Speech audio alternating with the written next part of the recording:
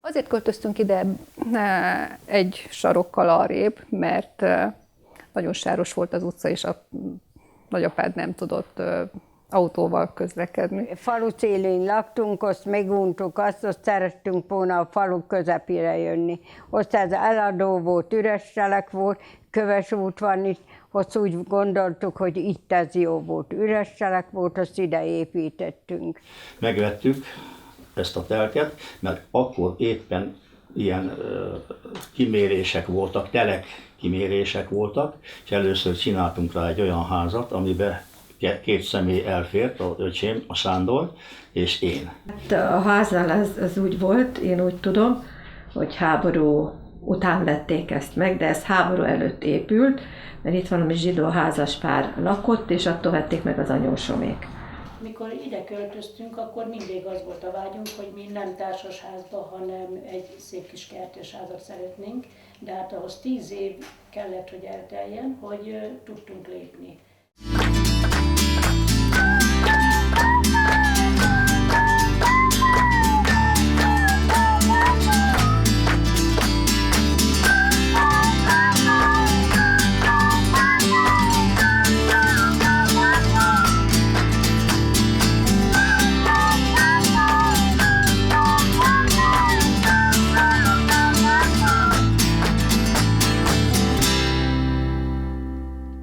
Izgalmas volt ez a telek, mert egy hosszú parasztház volt, ahol egy idős néni lakott, és ezt sikerült megvásárolni, és ide építettük a házat, és 1973-ban készült el. De ez a ház szuterénnek indult az aljat, csak menet közben az édesapám úgy gondolta, hogy tehát mégse kellene lemenni a földbe, nem tudom, 50-60 centivel, és ezért teljesen földszínben van a bejárat. Ami végül is utólag egy jó döntésnek bizonyult, mert mikor már betegek voltak, akkor teljesen simán tudtak közlekedni. Ez volt az első ház innen az utcától erre. Egy 60 nő volt, aki megadta a rajzot, azt ide tette le a követ, vagy hogy mondjam, azt itt épült. Meg kell mondanom, ez a ház ez 3-szor lett áttervezve, mert először leskiccelte, megcsinálta.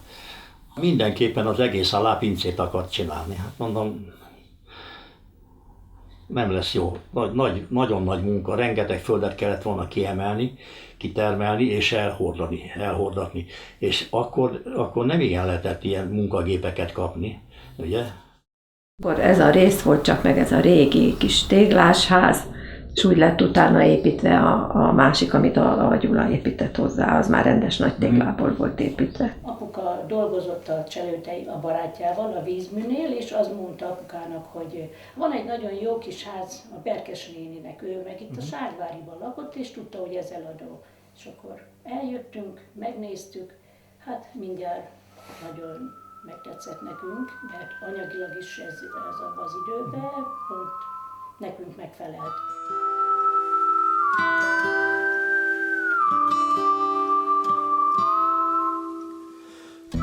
Egy horthy kőművesmester a brigádjával építette. Az édesapám az egyszer-kétszer hazajött, megnézte, hogy áll az építkezés, és aztán ez a mester kezdte el és fejezte be a háznak az építését. Egy nyár alatt készült el a szuterénnek a szintje, akkor nagyon sokan azt gondolták, hogy itt bunker fog készülni. De rá is kérdeztek sokan, hogy és ilyen magas lesz ez a ház, mert az ablakok azok már be voltak rakva nyilván. És aztán később derült ki, hogy hát ennél még jön egy szint, és meglepődtek. Hát meg volt a tervrajz, és a kőművesek az alapján építkeztek.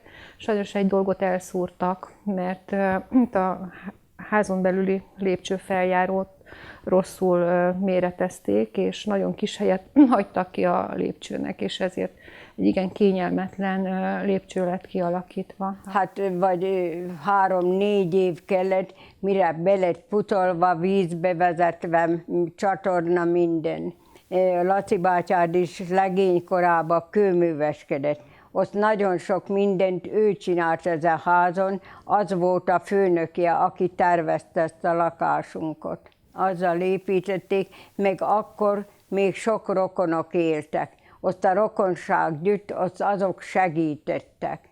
A VBKM-nél dolgoztam, mint technológus, és ott a technológiai főosztályon dolgoztunk, azt mondja, 8 vagy 10, nem tudom már pontosan. És ez egy normális összetartó társaság volt. Volt 2 nap, amikor kijöttek ide dolgozni, segíteni nekem, ugye, mert annak idején úgy hívták ezt, hogy szocialista brigád.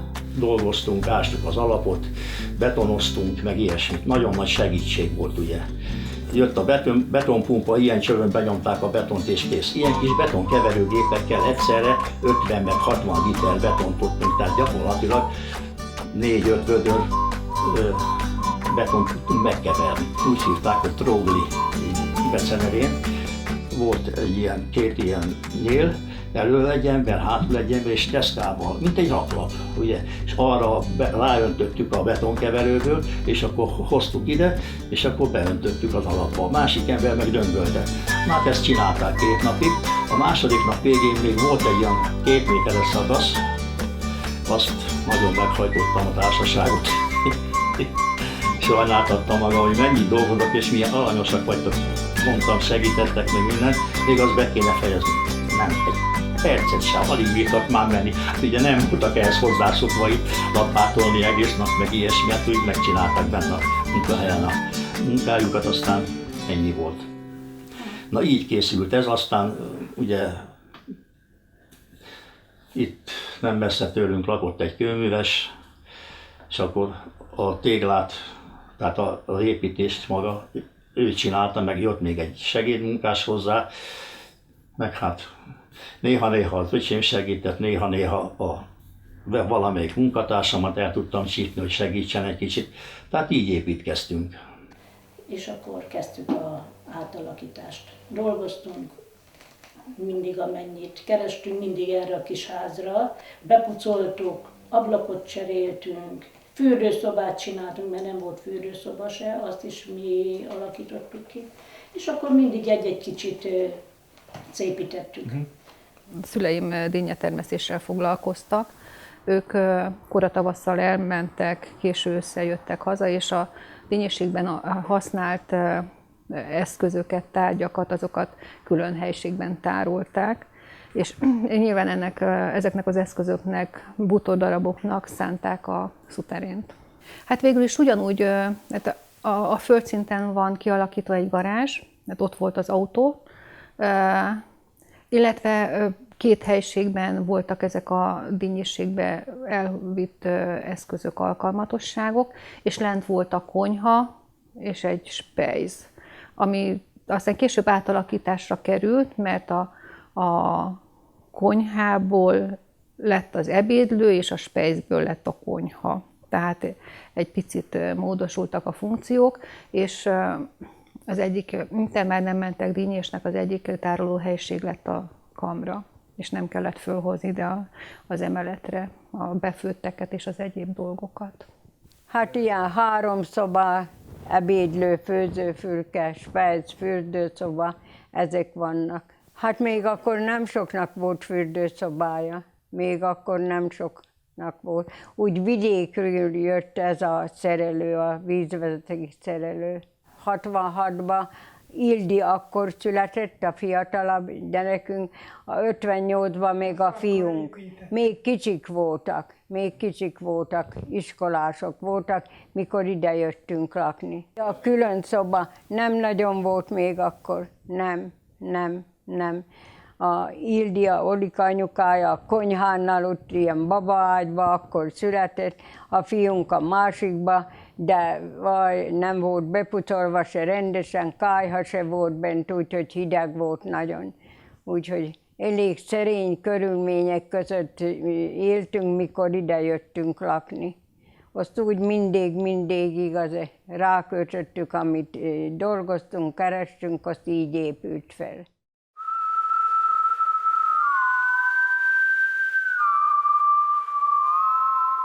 Ez lapos tetejű ház, És azért építettük ilyet, mert a Sándor öcsém, akivel megvásároltuk ezt a telket, arról volt, hogy építenek rá egy másik szintet. Mindegy, hogy a főváros melyik részén, de benyújtották a lakásigényüket. 5-6 év múlva kaptak egy lakást Kelenföldön. És ők elmentek, és akkor azért maradt ez a ház ilyen félház, tehát lapos tetejű. Nem olyan, mint az utcában, mindenütt van. Sátortetős, hosszú tetős, hullámpalás, akármi, ilyen maradt. Itt alattunk van egy pince, aztán van ott a közlekedő rész, fürdőszoba, WC, másik oldalon meg mivel ketten voltak, vagy vannak mégis, ugye mindenkinek külön szobája, és ezért történt így. Csak ez volt. Szoba, konyha, spejz, előszoba. Úgyhogy akkor még fürdőszoba se volt, mert ugye a régi házakban nem volt fürdőszoba. Lahor volt a fürdőszoba. Először, tudod mivel fűtöttünk, mikor ide költöztünk? Sparhelt volt, ilyen asztali konyhának mondják azt. Azzal fűtöttünk egy olyan jó, hát decemberben költöztünk, és majd valamikor másik évben villanytűzhelyeket vettünk, 3 darabot. Egyet ide, egyet a másik szobába, egyet oda, villanytűzhely. Na most az olyan, hogy mondjam, gyenge volt, hogy mindig fáztunk. És akkor azt kiszereltettük, elvitték, és akkor bevezettettük a gázt, és akkor így lettek a konvektorok, de már a konvektorok is már most másodjára vannak cserélve. Mert először, mikor cseréltük, akkor az is nagyon jó volt, de már elégett és csúnya volt, és akkor így megvettük ezt. A ház használata az tulajdonképpen nagyon izgalmas volt, mert szeptembertől február végéig, március elejéig ők itt fönt laktak, abban az első szobában, ami most az én szobámnak van titulálva, és lent volt a konyha, spejz, ebédlő. Aztán később, miután már ők betegek lettek, akkor már nem fönt aludtak, hanem lent, hogy ne kelljen lépcsőzni, és kora tavasztól nyár végéig a ház üresen állt, addig, amíg dinnyésnek jártak. Volt egy megbízós, aki lekaszálta az udvart, más ilyen rendrakás nem történt, tehát teljesen le volt zárva az épület, tehát redőnyök, minden leengedve, tehát ide senki nem jöhetett be, kivéve, ha valaki rossz szándékkal jött, ami egyszer megtörtént. Nyilván, amikor építették, akkor arra gondoltak, hogy esetleg én is itt fogok maradni, mert ez az épület tökéletesen szétválasztható 2 szintre. Van ennek a felső szintnek, innen az Gyöngyösi útról is egy feljárata, és a földszintre ugye a másik oldalról lehet bemenni. Ha ezt 2 család szeretné használni, akkor csak le kell zárni ezt a belső feljárót, de még azt sem kell megszüntetni, ha éppen jó viszonyban vannak, tehát tökéletesen alkalmas 2 család lakhatására. Hát a ház sajnos nem került teljesen maximálisan kihasználásra. Kivételt képez az alól, tudom, a disznóvágás vagy nagyobb családi összejövetel. Itt fönt tudtunk aludni, hogyha hazajöttünk a papáikhoz, de azok az események voltak igazán fontosak számukra, amikor itthon voltunk, illetve a disznóvágás, de ezt követően egy szobát használtak, és lent a földszinten használtak konyhát, ebédlőt, tárolóhelyiséget, garást. Ez az összes többi helyiség az kihasználatlan maradt. Tavasszal mentünk március 15-e felé, ott szeptember vége felé jöttünk haza a dinnyésségből. Ott akkor csináltattunk a nyári dinnyepészből ezt-azt rajta, amit kellett. Ott gunyhóban laktunk, csak föld volt rajta, igaz, ásva. alaphoz, ott is laktunk. Úgy lefelé a földbe kellett menni, lépcsők voltak, de mellette mindig építettünk egy ilyen fészernek mondtuk, ahova kerékpárt betettünk, vagy disznóknak, csirkéknek élelmet, meg a gunyhó előtt volt egy kis kerítés, sporthértot oda tettük ki, hogy ott főztem, hogy ne legyen meleg a gunyhóba. Úgyhogy így voltunk, így éltünk. Ez le volt zárva, ez be volt zárva, itt nyáron senki nem lakott. Ez be volt zárva, ez be volt zárva. Hát még akkor 66-ban Ildi akkor született, a fiatalabb gyerekünk, a 58-ban még a fiunk. Még kicsik voltak, iskolások voltak, mikor ide jöttünk lakni. Mert az anyukám nővére lakott velünk, de az akkor volt, amikor elsőbe ment az András. Te még jártál napközibe, és akkor, hogy ne kelljen, ide költözött a mama, hogy ne kelljen napközisnek lenni. Hát, ahogy mondtam, én a kiskori emlékem az az első, hogy itt voltunk ebben a szobában, és ahogy készült a ház, tehát az elején még csak én, a tesómmal, meg az unokatesó még akkor még itt laktak, 2 fiú, és akkor így voltunk hárman, és állandóan összejártunk, és hagyva voltunk. Tehát az volt a legjobb az egészben, hogy itt volt tere mindennek. A szabadjátéknak is volt tere itt belül, és nem neveltek annyira a szülők szerintem. A szó pozitív értelmében. Nem kell. Lehet, hogy nem voltunk, igen, de nem is kellett ellenállni semminek. Tehát, és nem is volt problémás senkit, azt hiszem. Meg ami szokás nálunk kialakult az, hogy mi minden névnapon, minden szülinapon jöttek, mentünk, tehát ez azért nagyon fontos volt, és úgy gondolom megmaradt. Tehát valószínűleg jól csinálták az apujék ezeket az elosztásokat, vagy jól megtanultuk használni, azt nem lehet tudni, de az biztos, hogy itt, ha kell, akkor itt ülünk 12-en, és megoldjuk, ha kell, és lehet, akkor pedig kint főzünk bogácsban. Hát mink voltunk 4-en, mamáék itt 2-en, így voltunk. 2 gyerek, meg mink 2-en. Aztán már itt, mikor kivágtuk az ajtót, akkor már együtt voltunk össze-vissza. 1980-ban költöztünk ide, december 14-én, és ahogy költöztünk, hoztuk a nippeket meg a kincseket magunkkal, vagyis mosóteknőbe, pléteknőbe, és itt a kiskapuba leborultunk a szánkóval, és összetört minden. De ez volt a legnagyobb tragédia nekünk abban az időben, hogy minden összetört. Berkes néni, na ezt akartam még elmondani, hogy megengedte, hogy beköltözzünk úgy, hogy még ki se tudtuk fizetni az egészet, amikor megvettük. Beköltöztünk, és a Berkes néni itt lakott velünk, itt élt velünk, úgy mondták akkor, hogy ez volt a pitar, ez volt a pitar, ez volt a tiszta szoba, az volt a hálószoba. És a Berkes néni itt tanult, amikor összeraktuk a pénzt és kifizettük, akkor a Berkes néni elment Pestre a lányához. Hát ennek a háznak most igen szomorú a napja. Én 2 hetente vagyok itthon, akkor élet van a házban, de sajnos egyelőre kihasználatlan. Bízom benne, hogy megérem a nyugdíjas éveket, és ide vissza tudok költözni. Hát nyáron mindig a nyári konyhán vagyunk. Aludni jövünk be, Ádámkám. Aludni az a hálószobánk, aludni. Nyáron ott csak az egy lépcső van. Ott a rossz beteg lábainkkal csak egyet kell lépni, ott kint vagyunk a kertbe. De innen körülményesebb kimenni. De télen az hideg lenne. Akár hogy tüzelnénk, igaz, de hideg lenne. Ott az ebédlőben, meg itt erre a szobába vagyunk télen. Ősszel bejövünk, tavasszal meg oda kiköltözünk a nyári konyhára. A kertbe csak azt teszünk, Ádámkám, ami a házhoz kell, egy kis krumpli, borsóbab, a felekert üres már, úgyhogy nem bírjuk dolgozni. Az üres már az a kert. Ára van egy kis, ez az, ami kell így a házhoz. Nem bírjuk már csinálni. Nem bírjuk. A nyugdíjunk nem sok, kevés nyugdíjjal vagyunk.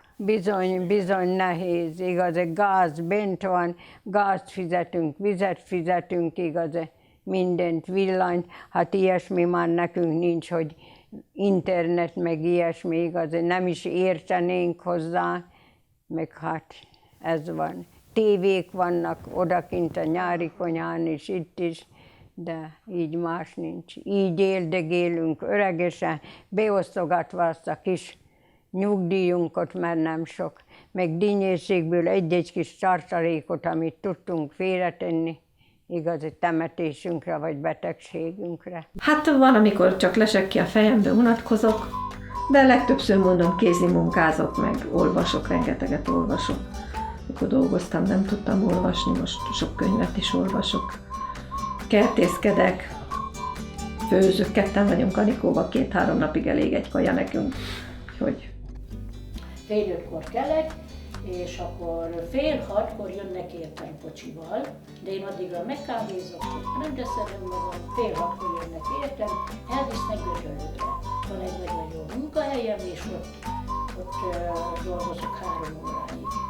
Nagyon jó helyem van, 3-kor ott vagyok, 3-kor hazajövök, aztán utána veszek át. Ennyi a napom. De amikor nem dolgoztam, ugye mert nem dolgoztam sokáig, mikor nem bírtam dolgozni, akkor meg goblemeztem, de akkor is 3 dolgon elfoglaltam magam. Tehát soha nem unatkoztam még idáig, amióta apuka elment, azóta nem unatkozok soha. Mindig elfoglalom magam. Sütni nagyon szeretek, minden héten sütök, van mikor 2-szer is, van mikor magamnak is megcsinálok akármit, amit megfőzök magamnak, amit éppen óhajtok, meg a gyerekek is gondoskodnak róla, amikor ők valami finomat csinálnak, akkor ők is hoznak. Aztán az Acél Sanyinak a felesége az Évi. Az is, ha olyasmit csinál, amit én mondjuk húsleves nem főzhetek meg 2 liter vagy egy fél litert. Ami olyasmi, akkor hoznak. Hát már ma is annyi mindent készítettem, de holnap is. Egész héten, akkor én egész héten ám nem főzök, Ádámkám, csak bent van a hűtőbe, aztán szedem elő és nézem, hogy jó Istenem, melyiket is egyen mostan, mi legyen. Most a faluban van egy vállalkozó, aki nagyobb családi házakat vásárol fel, mert Ukrajnából hoz a vállalkozásához sofőröket, és megfordult a fejemben, hogy lehet, hogy érdemes lenne neki esetleg kiadni, de ha fizikailag nem bírom az épületnek a fenntartását, akkor lehet, hogy el is kellene adni. Még ezen nem gondolkodtam, csak úgy megfordult a fejemben. De 2 év múlva, 3 év múlva, amikor nyugdíjas leszek, terveim szerint én ide vissza szeretnék költözni, mert az én gyökereim azok itt vannak, itt érzem jól magam. Miután 3 gyerekem van, bízom benne, hogy unokáim száma is azért elég tisztességes lesz, úgyhogy ide jöhetnek bármikor, mindenkinek lesz hely. 66 óta itt lakunk ebbe a lakásba. 66 óta. Én azt mondom, hogy mink meg vagyunk így elégedve vele. Nem szeretnénk másképp építeni. Nem szeretnénk alakítani, vagy másfajtára építeni. Így lett tervezve, de meg is vagyunk vele elégedve így. Úgyhogy nem szeretnénk más típusú házat. Ezzel így megelégettünk. Rendben van, most 50-60 évig rendben van a ház. Tehát neki nem kell hozzányúlni. Rendben van a tető, le van rájvitolva. Úgyhogy aztán majd, ha ő belül akar változtatni, az már az ő dolga lesz. Majd a következő generáció, ha akarja. Nekem már amíg élek, jó ez így. Soha nem szerettünk volna innen elmenni. Nem. Mi mindig csak gyarapítottuk, mindig csak szépítettük, mindig csak azon voltunk, hogy szép legyen, hogy úgy legyen, hogy lakható legyen.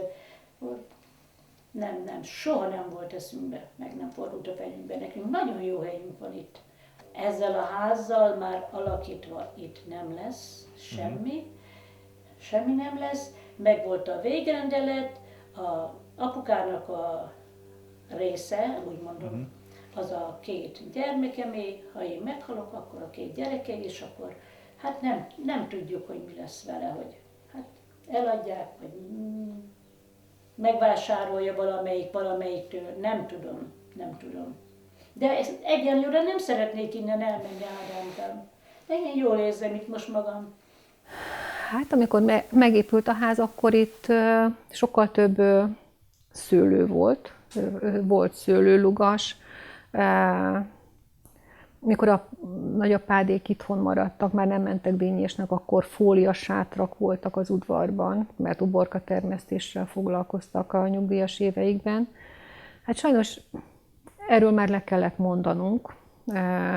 Gyümölcsfákat ültettünk, amik sajnos tönkre mentek most.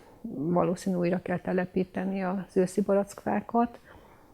De hát igyekszünk azért úgy rendben tartani, hogy bármikor, ha hazajövünk, akkor jól érezzük magunkat itt. Ha az idő engedi, meglehetősen sokat foglalkozunk a kerttel, ugye, mert jó nagy kertünk van, tavasztó, koratavasztó, késő őszi.